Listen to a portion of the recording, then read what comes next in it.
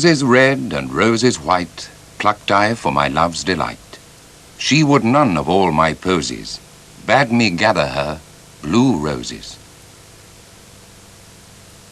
A highly individual watercolor by H.C. Westerman, former lumberjack, U.S. Marine, and now eminence grise of America's Chicago School. He's an artist with a craftsman's love for materials and a taste for paradox.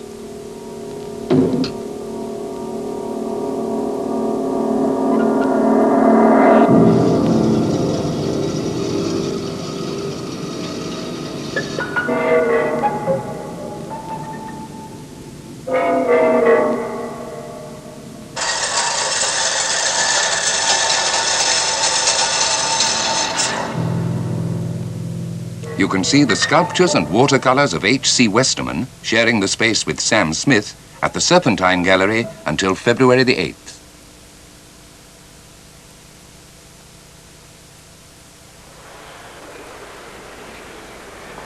Do you remember the fuss this caused at the Tate Gallery in 1976? It's a pile of bricks. I'm not really, don't respond artistically that way. I guess I still respond, I guess almost geometrically to these things. I think they're making fun of us. Carl Andre, the man at the center of the infamous brick scandal, is back in town. I find that people who do not care very much for art at all spend all their art time and energy with art that they don't like, whereas people who do like art tremendously covet their time and spend their time with the artworks that they like. I just don't understand why people who are outraged by my art bother with it at all. The pieces Andre is bringing this time are all based on industrial steel plates. They're a memory from his childhood. I used to go with my uncle on occasion when I was very small to spend his day at the building sites and so forth. So the idea of construction, building, bringing material order to the world, you might say, was one of my earliest memories. One of the scenes of my boyhood is just acres of steel plate lying around in the shipyard works. I think it was Henry Moore who said that art may be just the attempt to recapture the vividness of our first few experiences, and I think there's a great truth in that. You might say that I hope that the English will come to realize that my work is not as important as they think it is. My work really isn't front-page news at all. It is only art. You can see Carl Andre's steel plate sculptures at the Anthony Daffé Gallery, London, from the 28th of January to the 5th of March. The whole aim of my art is to copy what I see. This was the seemingly modest aim of the Swiss-born artist and sculptor Alberto Giacometti, who died in 1966. In pursuit of this aim, he drew endlessly from life, from a small number of models, in sittings that extended themselves from weeks to months and often into years. The resultant drawings are more like stages on a journey than finished works, but have a hypnotic intensity that shines through their densely worked surfaces. A similar compulsion led him to work in his Paris studio for 10 hours a day, 7 days a week, on the attenuated figures that made him famous. Here he mostly worked from memory, perhaps in order to be able to concentrate his entire attention on the figure being made. Many were discarded or reduced to extinction in the artist's constant adjustments. And yet Giacometti was not so much tinkering with his work as constantly rubbing out and starting again. When he began this obsessive quest in the 1930s, he said, "Nothing was as I imagined. A head became for me an object that was completely unknown and without dimensions." The first major exhibition of Giacometti's work to be shown in this country for 15 years is now at the Whitworth Art Gallery, Manchester, until February the 21st.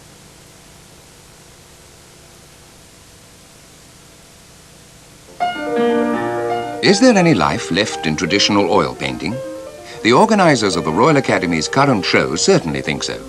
And to prove their point, show the work of a number of painters unfamiliar to British audiences, who mostly still choose to work within the figurative tradition.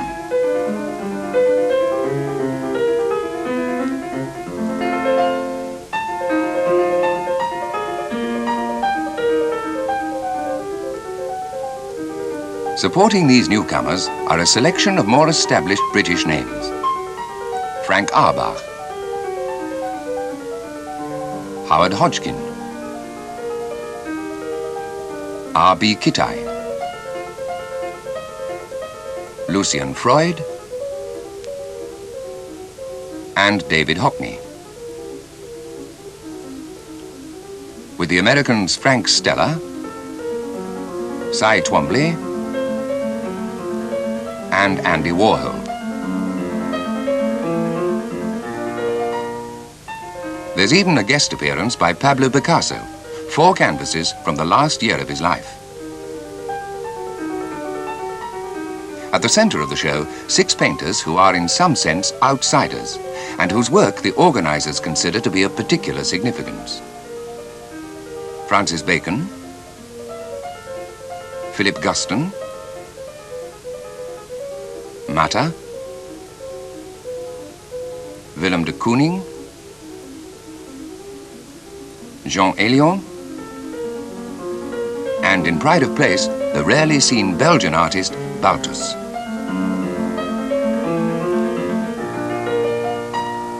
Judge for yourself if there's a new spirit in painting. This ambitious exhibition is at the Royal Academy, London, until March the 18th. All the Rembrandts in the world are just a pain in the ass to me. I don't want to see them. I don't want to have anything to do with them. I don't want to be, it's like a big cultural millstone around the artist's neck. Ed Kienholz's works are as far from the fine art tradition as he can make them. They are tableaus containing grotesque, often horrifying images. This one, The State Hospital, is derived from his own experiences when he worked in a mental institution in 1948. It's a portrait of the man who I used to take care of in the hospital. But the one above is his thoughts, and that's why there's the neon thought balloon above his head. The man that I actually took care of, there was no bedpan. And he would mess the floor, and then he would invariably mess himself all up, probably because his feces was warm. And there was a guard there who daily would come in and beat the guy. Every day he'd come in and just beat the hell out of him with a piece of rubber hose about so big. The reason that society has institutions like that, and the reason that they are not staffed well and handled well, is that what we really do is put a fence around the infirm. If you're a rapist in death row, you still can remember your family or project yourself to, all kinds of situations that you've experienced. But if you haven't got your mind and you're still cuffed and brutalized, you just become like the ultimate prisoner. The State Hospital is one of 9 Kienholz tableaus on show at the Douglas Hyde Gallery, Trinity College, Dublin, until the 21st of February.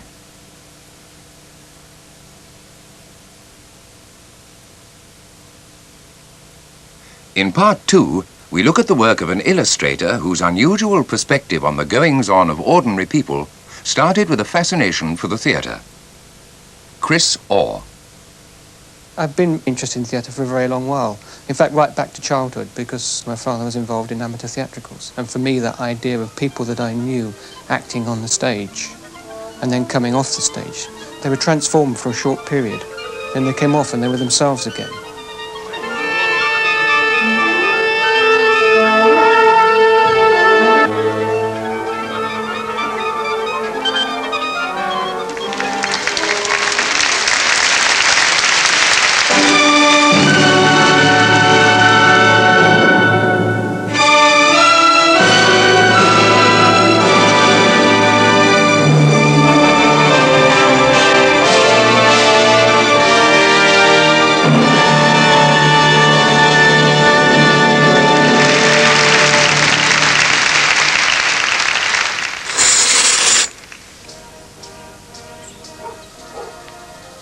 I was brought up in Hayes, Bromley, Kent, in a very middle-class area, in a semi-detached house.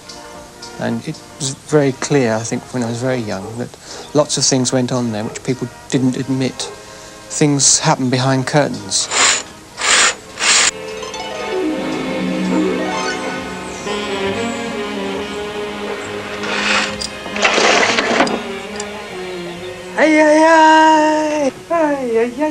I like you very much. What you did in the front garden was very different from what you did in the back garden.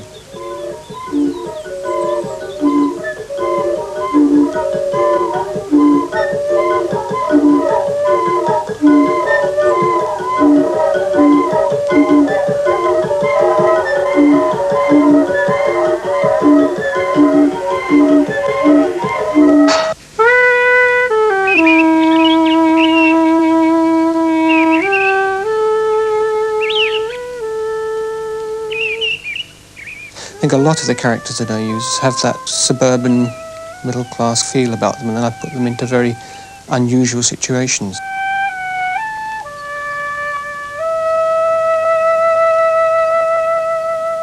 I sort of changed the surroundings, I changed the location, and then I started playing with the idea of expectation that people have about recognisable things.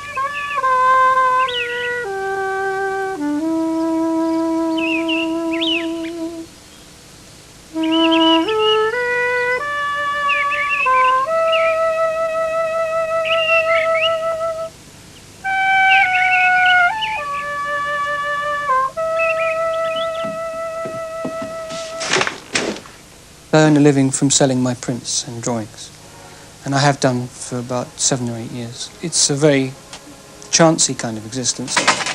Besides drawing and painting, I use a number of different printing processes, and one of the main ones I use is etching. Etching is working with a metal plate, and in some way inscribing or biting with acid into the surface of the metal plate. When you've cut the plate, the first thing, the plate has to be cleaned. Then the next thing is the plate is put onto the hot plate, and the wax ground is put on, and it melts, and then it's rolled in with a roller into a thin, even film, so that when you come to draw on the plate, you can scratch through it very easily. After putting the wax ground on, it's smoked. This just simply makes it blacker and makes it easier to see as you draw with the point exactly where you've drawn.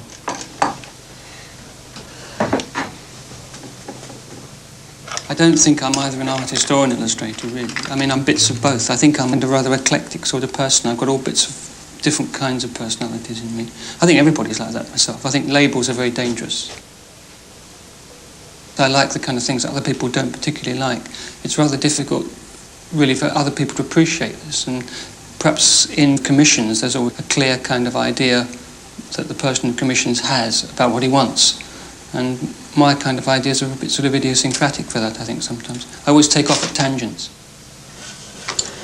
And the porter says, "Oh, arrow, arrow, I don't know when the next train to the BBC is. Where be that? Is it somewhere near Bournemouth?" Well, Fred asked for a pig return and an ordinary return, and they put the other engine on because they said we've got to go even faster to get to India before tea time. Because they always stop the railways at tea time in India.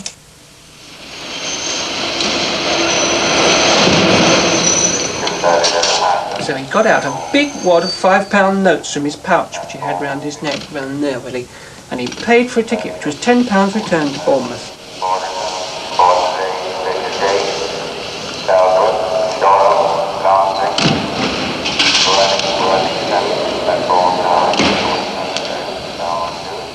"Get on, please, everybody," shouted the porter.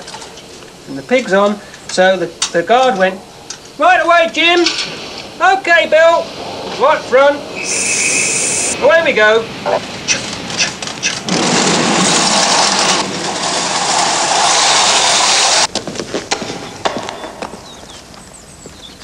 I'm very interested in transport of all kinds, and one of the kind of ways I felt I could get into it, one area I really liked were boats, so I had an ambition to own a boat, a canal boat.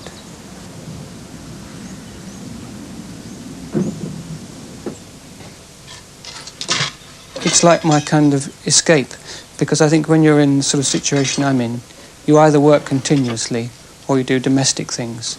And there's no kind of point of sort of relaxation or time when you finish work. Everything is continuous. And somehow I really feel a need for something completely alternative and very, very physical, really. And I think it's fed back into my work in an odd way.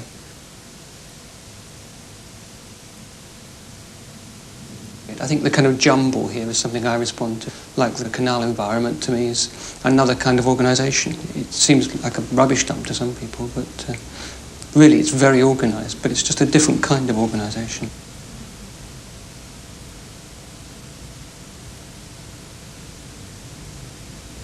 I really like the kind of bits that other people don't like.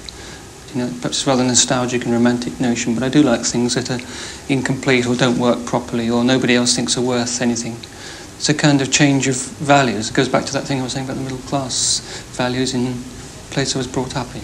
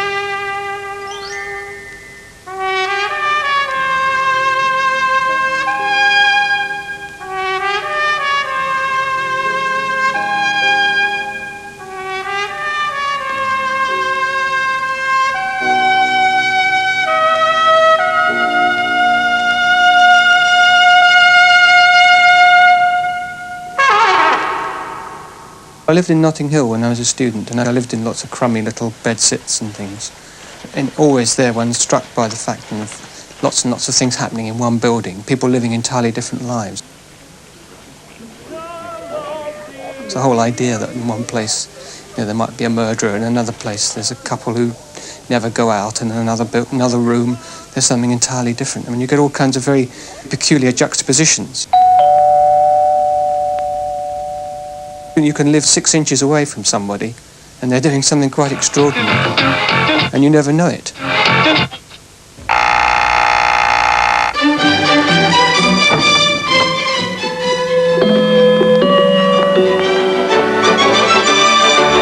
We prepared to do battle and stop.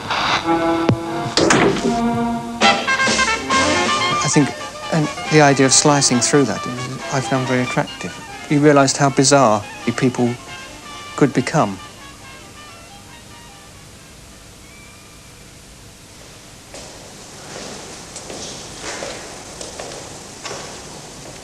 I just got interested in the idea of Victorian sex life being very hidden, put into books but never revealed. I mean, now people are discovering that people have written diaries about their dream life or their sex life or their problems.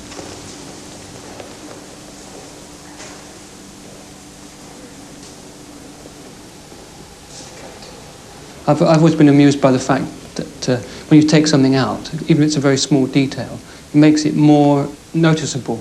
It's just like extracting certain points, and that emphasises the things that you're not supposed to be looking at.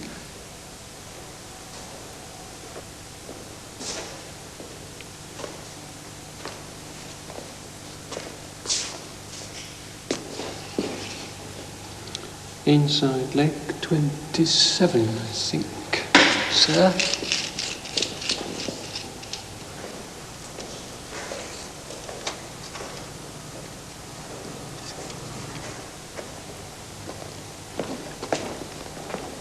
I think things can look abnormal if you take a particular kind of point of view.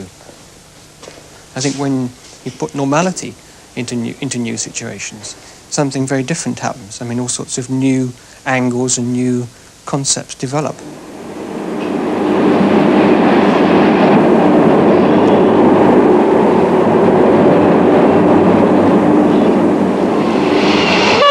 Away they went.